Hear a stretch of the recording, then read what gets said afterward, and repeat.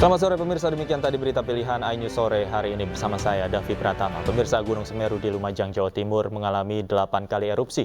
Warga diimbau waspada karena endapan material vulkanik hasil letusan berpotensi mengakibatkan awan panas guguran dan banjir lahar.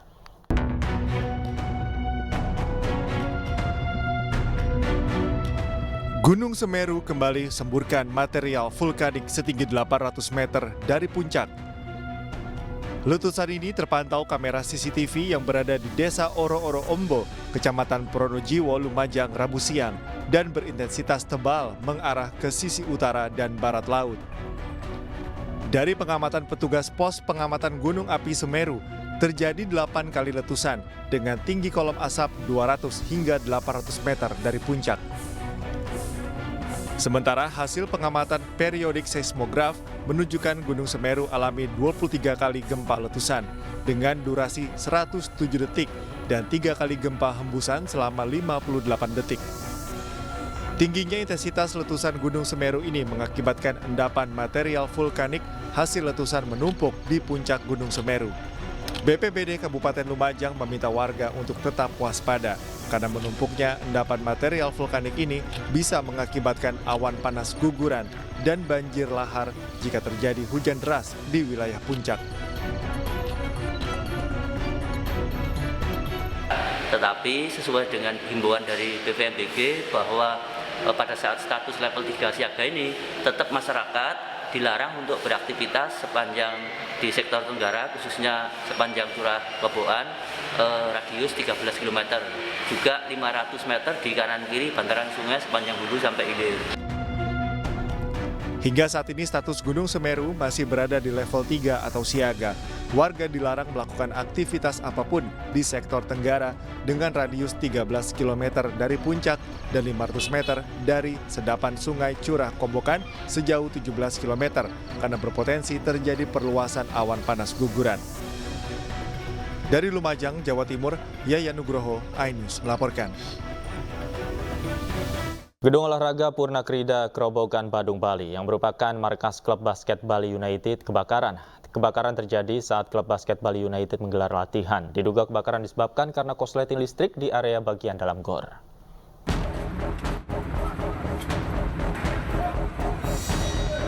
Gedung olahraga Purna Krida Grobogan, Badung, Bali yang merupakan markas klub basket Bali United kebakaran. Dalam sekejap, kobaran api dengan cepat menjalar ke seluruh bagian atap gedung. Kebakaran terjadi saat klub basket Bali United latihan.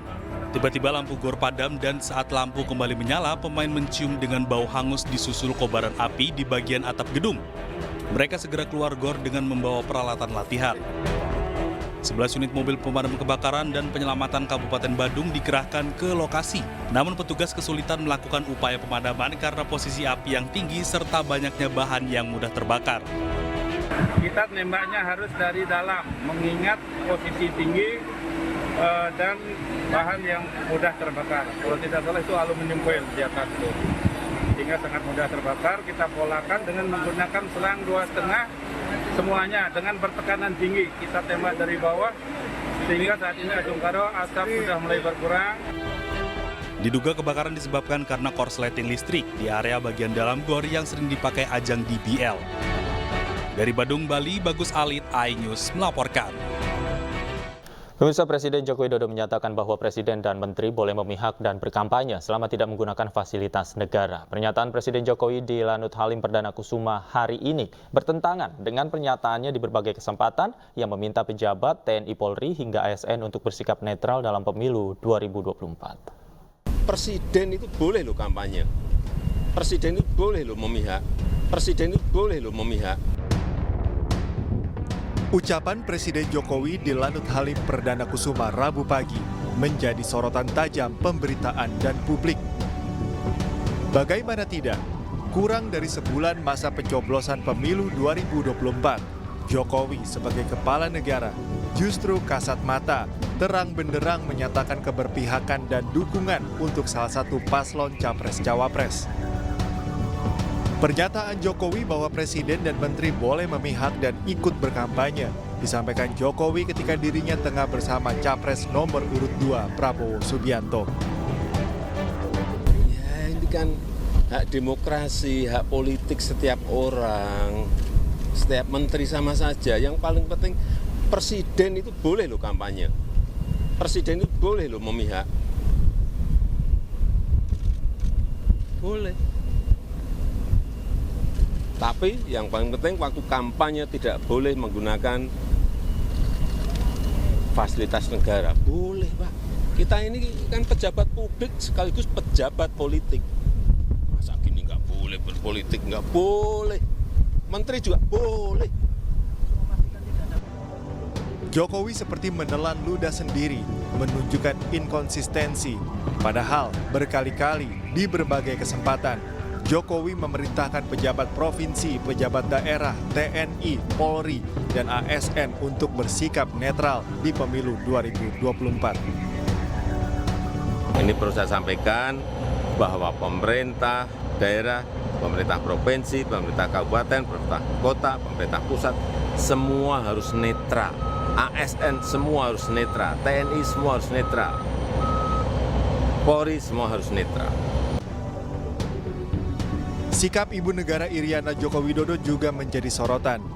Iriana yang selalu irit bicara, namun dalam berbagai kesempatan, sikapnya menyiratkan dukungan untuk putra mahkota Gibran Rakabuming Raka. Setelah viral memberi foto jempol untuk majunya Gibran sebagai cawapres, kini di Salatiga, Jawa Tengah, Iriana yang mendampingi Jokowi kunjungan kerja kembali memberi simbol jari. Ketika iring-iringan Jokowi dan Iriana melintas, warga bersorak dan meneriakan Ganjar Mahfud Presiden. Namun, dari jendela mobil RI1, Iriana mengeluarkan tangannya dan berpose dua jari yang identik dengan nomor urut paslon Capres-Cawapres Prabowo Gibran. Atas sikap Iriana, Jokowi menanggapi sangat santai. Jokowi bahkan menjawab itu hal yang menyenangkan. Menyenangkan. Enggak tahu, ya menyenangkan. Ketika kepala negara yang semula menggembar-gemborkan netralitas dan mengubah pernyataan keberpihakan, di mana kini rakyat harus meletakkan kepercayaan kepada negara. Sementara itu Mahfud MD angkat bicara soal desakan mundur dari posisinya sebagai Menko Polhukam jelang Pilpres 2024. Ia mengatakan akan mundur di saat dan momentum yang tepat. Ini belum apa-apa udah main boneka-bonekaan. Tenang. Cawapres nomor urut 3 Mahfud MD buka suara soal wacana mundur dari jabatan Menko Polhukam karena menjadi peserta Pilpres 2024. Hal ini disampaikan Mahfud saat berbicara dalam kegiatan bertajuk Tabrak Prof yang digelar Selasa malam. Mahfud mengatakan pada saatnya nanti ia akan mundur dari posisi sebagai Menko Polhukam secara baik-baik agar tidak ada pertentangan di kemudian hari. Ia juga menyinggung soal pernyataannya pasca debat keempat kemarin yang berterima kasih pada Presiden Jokowi karena telah mengangkatnya sebagai Menko Polhukam selama 4,5 tahun. Saya pada saatnya yang tepat nanti pasti akan mengajukan pengunduran diri secara baik-baik. Jadi tidak ada pertentangan antara saya dengan Pak Ganjar. Itu sebabnya kalau saudara semua cermat, pada saat penutupan debat itu saya akan membacakan sebuah pernyataan. Saya berterima kasih kepada Pak Jokowi yang telah mengangkat saya 4,5 tahun yang lalu sebagai Menko Polhukam. Dan saya percaya dia punya niat baik untuk rakyat ketika mengangkat saya sebagai Menko Polhukam. Dan saya membantunya. Sekarang pun saya bersedia bersama Mas Ganjar untuk melanjutkan tugas-tugas karena menurut saya Pak Ganjar adalah calon presiden yang betul-betul pro rakyat. Ini sudah 3 bulan saya lakukan. Saya tidak pernah menggunakan fasilitas negara. Saya masih berkantor di Polhukam secara rutin. Semua tugas-tugas, semua surat-surat masuk pasti selesai tidak sampai seminggu di meja saya, meskipun saya cawapres. Dan saya minta kepada pemerintah daerah yang kenal baik dengan saya, jangan menjemput saya atau melayani saya kalau saya ke daerah.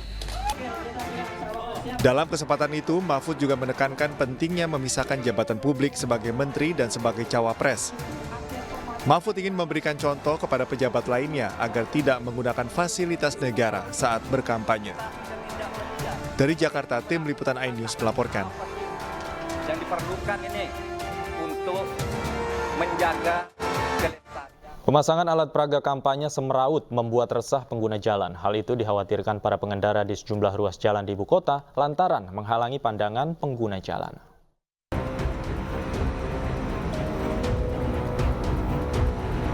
Meski namanya pesta demokrasi, tapi bukan berarti membuat resah dan membuat pandangan pengguna jalan menjadi terganggu. Hal itulah yang dikhawatirkan para pengendara di sejumlah ruas jalan di ibu kota. Deretan alat peraga kampanye berupa bendera parpol yang berkibar ini menghalangi pandangan pengendara sepanjang flyover Pancoran dan flyover Senen, Jakarta.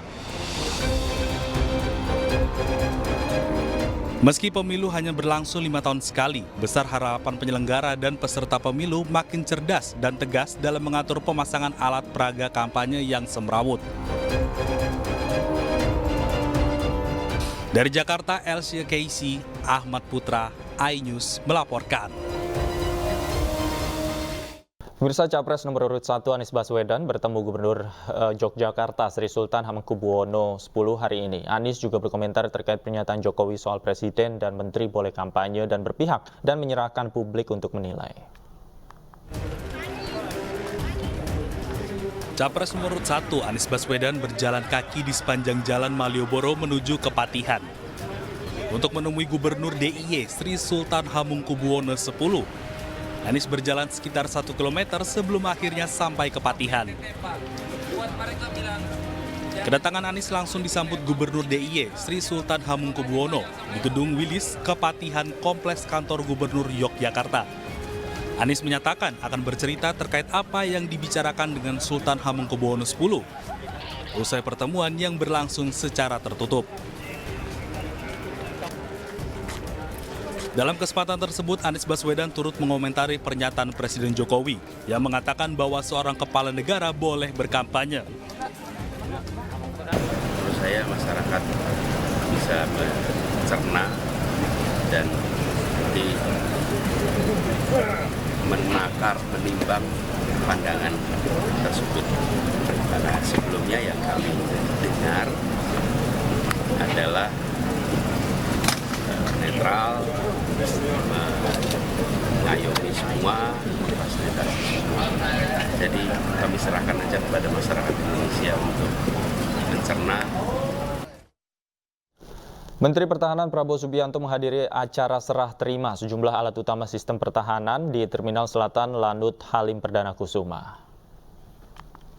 Didampingi Presiden Joko Widodo serta sejumlah petinggi negara, diantaranya Panglima TNI Jenderal TNI Agus Subianto dan perwakilan dari Parlemen, Ketua Komisi 1 DPR Mutia Hafid, Kepala Staf Angkatan Darat Maruli Simanjuntak, Kepala Staf Angkatan Laut Laksamana TNI Muhammad Ali, Kepala Staf Angkatan Udara Marskal TNI Fajar Prasetyo. Ada 3 unit alutsista yang diserah terimakan, yakni pesawat C-130 J-30 Super Hercules, helikopter A-550 Phoenix, dan helikopter AS-565 Panther. Putra calon presiden nomor urut 3 Ganjar Pranowo Muhammad Zinedine Alam Ganjar berkeliling di sejumlah titik di Kota Palembang, Sumatera Selatan. Kehadiran Alam untuk menyerap aspirasi anak muda. Alam Ganjar menyapa ratusan milenial dan Gen Z di Bumi Sriwijaya Palembang, Sumatera Selatan, Rabu siang. Ia pun ikut berpartisipasi dalam kegiatan ranking 1 Satset juara dengan menjadi peserta dalam challenge pengetahuan tersebut. Alam Ganjar meminta generasi penerus bangsa untuk meningkatkan wawasan pengetahuan sebagai upaya keberlanjutan eksistensi bangsa.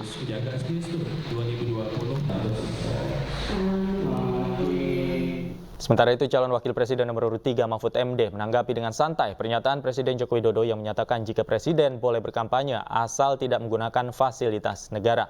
Di sela-sela kunjungannya ke Pondok Pesantren An-Nur di Kabupaten Bantul, Yogyakarta, calon wakil presiden nomor urut 3 Mahfud MD menanggapi dengan santai pernyataan dari Presiden Joko Widodo yang menyatakan jika presiden boleh melakukan kampanye asal tidak menggunakan fasilitas negara. Mahfud MD mengatakan jika pernyataan yang dilontarkan presiden merupakan kewenangan dari presiden untuk ikut berkampanye atau berpihak pada salah satu calon pasangan.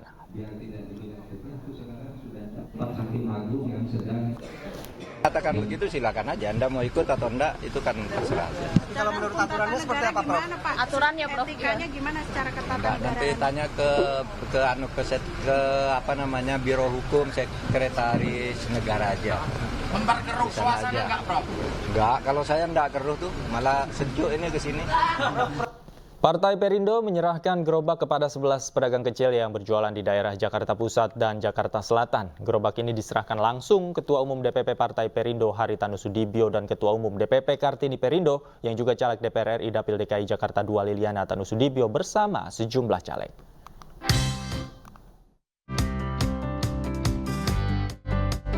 Setelah berbulan-bulan sempat berhenti berdagang karena gerobaknya rusak, Yulianto, pedagang mie dan kopi di Jakarta Barat, akhirnya kini bisa berjualan lagi setelah menerima pinjaman gerobak dari Partai Perindo di kantor DPP Partai Perindo Menteng, Jakarta Pusat. Tidak hanya Yulianto, Partai Perindo juga meminjamkan gerobak kepada 10 pedagang kecil lainnya yang berjualan di kawasan Jakarta Pusat dan Jakarta Selatan untuk membantu mereka mengembangkan usahanya. Alhamdulillah. Bersyukur gitu bahwasannya memang benar Perindo itu bukti kerja nyata dan benar nyata gitu adanya, dan kita dibagikan gerobak seperti ini dan ada penggantinya aja. Dengan adanya gerobak baru jadi kan penampilan juga berubah, jadi bersih ya kan, jadi kelihatan konsumen juga mau makan juga ngelihat dari segi gerobaknya udah bagus, jadi juga udah agak inilah enak ya, senang ya. Diserahkan langsung Ketua Umum Partai Perindo Haritanu Sudibyo bersama Ketua Umum Kartini Perindo Liliana Tanu Sudibyo, gerobak menjadi simbol perjuangan untuk meningkatkan perekonomian rakyat kecil.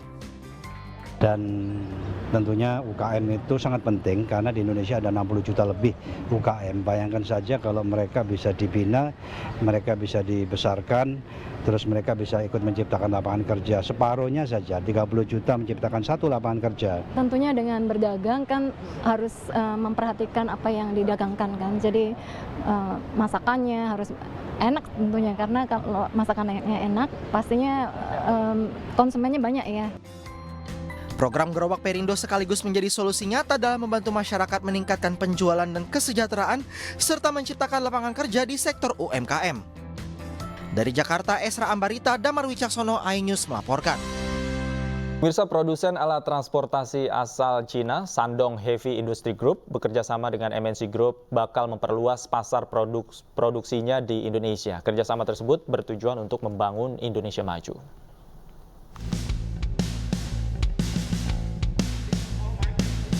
MNC Group menjalin kerjasama dengan perusahaan manufaktur alat berat asal Cina, Shandong Heavy Industry Group atau SHIG. Pada kerjasama ini, Sinotruk akan memiliki 40% saham MNC Leasing, perusahaan pembiayaan alat berat dan truk di bawah MNC Group. Shandong Heavy Industry Group merupakan distributor resmi berbagai produsen alat-alat berat asal Cina. Dalam kerjasama ini, SHIG menggelar pameran serta conference untuk menjelaskan produk yang dikerjasamakan, diantaranya bulldozer, eskavator, dan mesin-mesin lainnya. CEO MNC Leasing Gabriel Mahyudin menjelaskan salah satu produk dari Sinotruk yang merupakan truk dengan sistem keamanan terbaik. Jadi sebenarnya yang kerjasama itu antara Sinotruk Hong Kong, dalam ini grupnya Weichai, dengan khususnya MNC Leasing dari salah satu bisnis unitnya dari MNC Capital. Itu dari Sinotruk itu dia sebagai partner strategis MNC Leasing dengan kepemilikan modalnya 40%. Nanti mereka juga akan menaruh perwakilan mereka, mungkin sekitar 2 direktur akan bergabung sama kami di MNC Leasing nantinya. Kerjasama ini bertujuan untuk membantu memenuhi kebutuhan armada transportasi dan alat berat di Indonesia. Dari Tangerang, Banten, Ismalia, Wenda Nura, dan di Bernadi, Dimas Winardi, iNews melaporkan. Indonesia akan menjalani laga terakhir grup D AFC Asian Cup 2023 dengan melawan tim raksasa Asia, yaitu Jepang. iNews Sore segera kembali.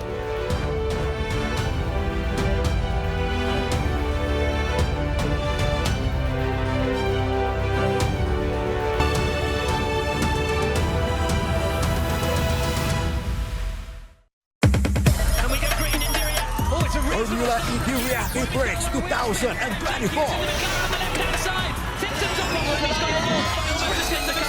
Full tension, full speed to be number one. Indonesia akan menjalani laga terakhir grup D AFC Asian Cup 2023 dengan melawan tim raksasa Asia Jepang. Di atas kertas, Indonesia punya peluang kecil untuk menang atas tim sebesar Jepang, namun skuad Garuda akan benar-benar habis-habisan untuk mencoba meraih poin.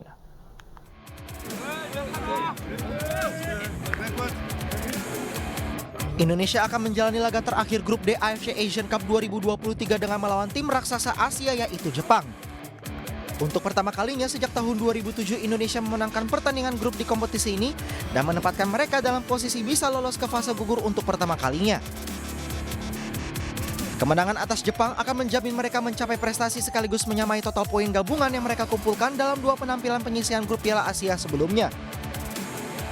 네, 여러 가지 시나리오는 분명하게 있다고 생각합니다. 그 결과가 솔직히 얘기해서 일찍 나왔으면 더 행복하고 좋겠지만 현재로서는 그런 부분에 대해서 1%도 생각하고 있지 않고 우리가 내일 일본이랑 어떻게 경기를 할 것인지에 대해서만 준비하고 있고 오늘 오후 훈련에도 내일 일본과 어떤 경기를 할 것인지에 대해서 전술 훈련할 것이고 나머지 부분에 대해서는 아직까지 생각해 본 적이 없습니다. Meski harus menghadapi tim sekelas Jepang yang diperkuat sejumlah pemain ternama dan berkualitas lebih baik, Egy Maulana Fikri merasa skuad Garuda tidak gentar. Of course, Japan is like one of the best team in this Asian Cup. So we also Indonesia now grow up a lot. But as a players, we are ready. We want to give it our best performance to the game tomorrow. So we can't wait anymore to play this game. Di atas kertas, Indonesia punya peluang kecil untuk bisa menang melawan Jepang. Namun skuad Garuda akan benar-benar habis-habisan untuk mencoba meraih poin.